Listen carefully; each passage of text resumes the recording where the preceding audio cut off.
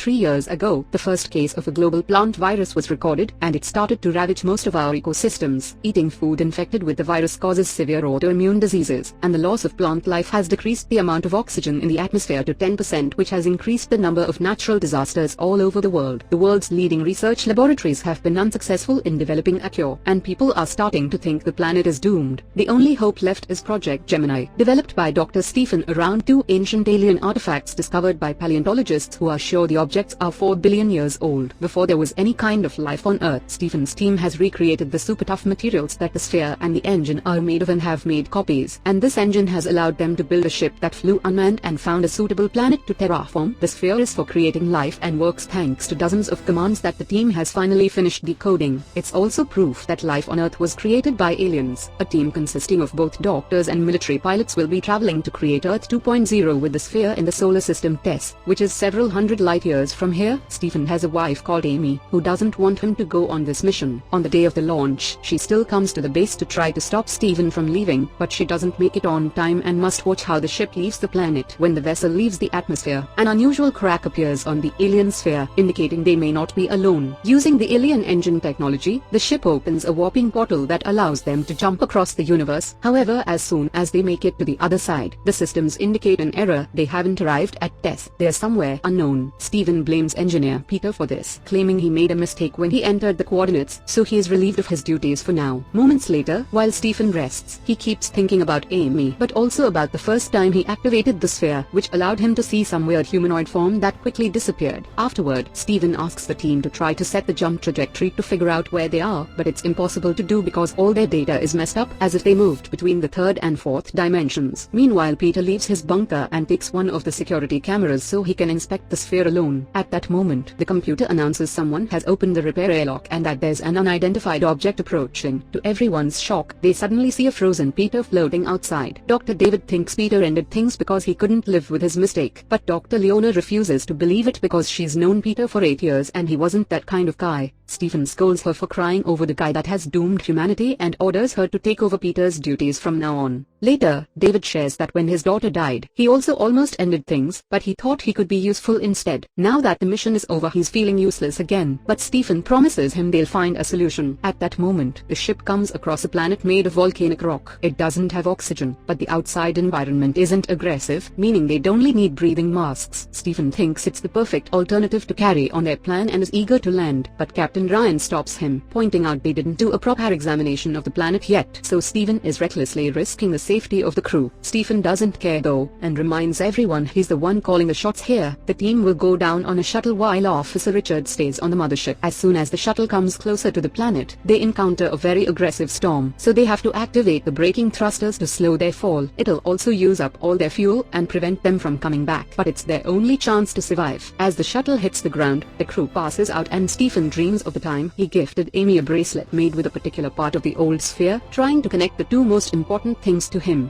Moments later, the crew wakes up and immediately gets back to work. The shuttle hasn't received critical damage, but the fuel is low and they're stuck here. Stephen doesn't see the problem with this because they came to stay for 4 years, and even if they didn't land on the spot they wanted, he's sure they can use one of the huge caves as a dome for the sphere to be launched in. Meanwhile, in the hidden corridors of the shuttle, a weird goo drops off the walls. In the mothership, Richard does an inspection of the other rooms and finds this goo as well together with the missing camera. Once everyone is properly suited up, the crew takes the sphere to the nearest cave and activates it successfully. Then they return to the shuttle to begin collecting data, but Ryan interrupts their work to announce martial law is in effect in the station. To explain his decision, he shares some files Richard sent him while the doctors were working. It's a video of Peter recording himself while he inspects the sphere so he can't be accused of mistakes later. When he opens the door to the engine, he finds something moving in the shadows that suddenly jumps on him and kills him before throwing him out of the ship. The camera can't capture the shape of this creature, but Richard explains he's checked all the footage and that alien has been with them since they left Earth because it traveled inside the sphere like the Trojan horse. It probably caused the failure during the jump, but it's not on the mothership anymore. It's gone down to the planet with the shuttle. Richard can track it because the alien causes interference in the electromagnetic field, explaining the bad recording. The discussion's suddenly interrupted by David, who is noticing something weird on the system. The sphere is running a different program than the one they uploaded. Stephen wants to go back to the sphere, but Ryan stops him, reminding him that he won't allow him to lead anymore and accusing him of keeping secrets. Ryan reveals Richard's also found footage of Stephen seeing that weird shape back on Earth months ago, so he knew there was potential for a threat, and yet he told nobody, meaning Peter's death is his fault. Offended by this accusation, Stephen rushes out of the room while thinking about all the work he and David put into this project. Stephen hadn't been sure David should have come with them because he was still grieving, but David convinced him he was fine and wanted to make a better Earth to prevent other kids from dying like his daughter did.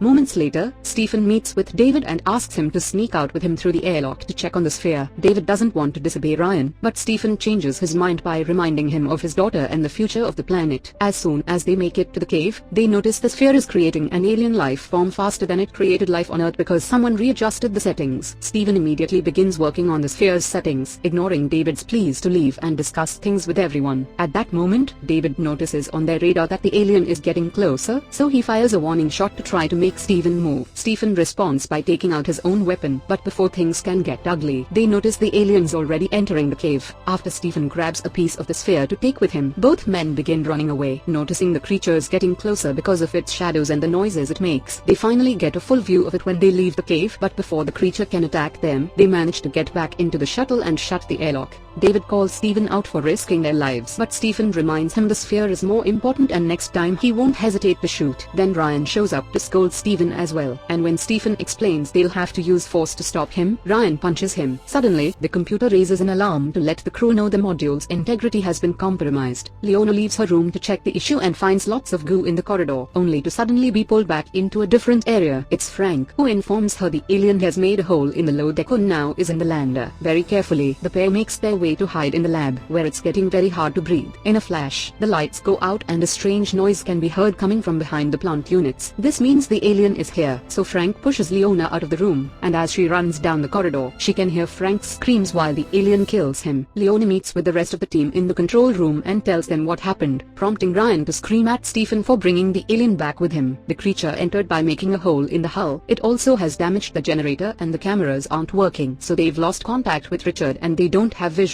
on the rest of the ship. Their only solution is to go to the backup generator and reconnect everything, which is extremely difficult to pull off if they can't track the creature, prompting Stephen to volunteer to go since it's his fault. With his weapon out, Stephen carefully makes his way to the generator and manages to bring back the communication system. The team can track the alien now and warns Stephen that it's near him, but as soon as Stephen tries to leave, he begins hearing those noises. Luckily, Ryan thinks fast and drags him back into the control room by using a metal rope. Then, the team makes a plan together to smoke the alien out of the ship. While Stephen waits outside to play bait, Leona opens the airlocks followed by the lab door, rushing to hide in another room as the alien comes out. The creature quickly begins making its way through the airlocks, but when Richard tries to turn on the engine to burn it out, he can't because the alien is interfering with the signal. Stephen runs for his life and Leona comes to help him, but at that moment, the alien comes out and Richard regains access to the engine. Stephen and Leona run back inside as the creature is hit by the fire. The alien's tentacle hurts David's arm right as they close the door, leaving the creature's limb inside. Ryan shuts the airlocks and the others get to reseal the hole. Moments later, the team finds Frank's body. Stephen thinks about Amy again. She had tried to convince him not to leave by explaining she was working on a vaccine, but more importantly, she was pregnant. Yet this was still enough to make Stephen stay because saving Earth was more important than his personal life. David goes to the lab to get his wound bandaged and Stephen brings the tentacle to study it. He discovers the creature is a biorobot made from the same material as the sphere, which means the sphere's goal has always been to make these beasts. Stephen informs David that the tentacle has infected him with a bacteria with a very powerful defense mechanism, meaning his blood now holds the key to making a vaccine to save Earth. As soon as Stephen makes a cut on the tentacle, the lights go crazy and he remembers the image he saw back on Earth, meaning the alien is a transponder and this is the way his race colonizes planets. Stephen decides they need to kill the alien and restore the sphere's settings, but Ryan locks him up in the lab and tells him he's under arrest for putting everyone's life at risk. Ryan points out lives are expendable to Stephen, and David agrees, saying Stephen only wants to play hero and he never cared about humanity. This makes Stephen remember her last argument with Amy, who accused him of having a savior complex before throwing her bracelet away. Stephen continues to do his research in the lab and gets a theory that Richard confirms when he checks the travel logs. They didn't jump through space, they jumped through time. They are still on Earth but 4 billion years in the past before life existed, and the clone sphere they brought is the same one the paleontologists find later in the future. Ignoring the fact David's wound is getting worse, Stephen gets excited when he realizes the sphere fragment he grabbed earlier is the same one he uses in the future to make Amy's bracelet, so he proceeds to write a message on it to teach Amy how to activate the sphere they left behind. Meanwhile in the present, Amy shows up at Stephen's lab while trying to deal with the news saying the team failed their mission. Suddenly Richard brings worrisome news to Stephen. Ryan is preparing explosives to blow up the sphere and has turned off his radio to avoid complaints. Stephen asks Richard to reopen the airlock so he can get out, and as soon as he finds Ryan with the bombs, he begins explaining they can make a better plan than this. Their conversation's interrupted by a shot that kills Ryan out of the blue. It's David, who's escaped through the airlock and has gone deranged because of the infection, making him think the alien has chosen him to help it makes things right because humans are a malfunction from the sphere. Stephen throws Leona's Rubik Cube at the wall to distract David and lands a shot in him, prompting David to run away wounded. Afterward, Stephen activates the bomb before going outside to shoot a flare to get the alien's attention. Stephen makes it chase him to the control room and locks it up there, but as he runs down the corridor, David opens fire on him and pushes him into hiding. At that moment, the alien breaks down the door and approaches Stephen, who manages to get it off him with a quick shot. The alien chases Stephen as he begins to run away, and when he makes it back to the control room, he bumps into David, who tries to kill him. His actions are stopped by the alien showing up and killing him first, giving Stephen the chance to run out of the shuttle right before the bomb finally explodes and kills the beast. Stephen passes out outside for a few seconds and is woken up by Richard trying to contact anyone alive. Richard wants to come to save him, but the storm is too strong and Stephen tells him to stay back while he returns to the cave to use the sphere. Meanwhile in the present, Amy finds her bracelet again and finally notices the message, so she uses it to activate the sphere as well. At that moment, husband and wife meet again in a fusion of past and present, and Stephen hurries to share the formula for the vaccine before expressing his love right as the connection ends. Stephen dies in the cave because of the lack of oxygen and Amy cries when she understands she's a widow now. Many months later, Amy is raising a very healthy baby thanks to the vaccine that is now helping the Earth to become a better place. This is the end of movie Project Gemini.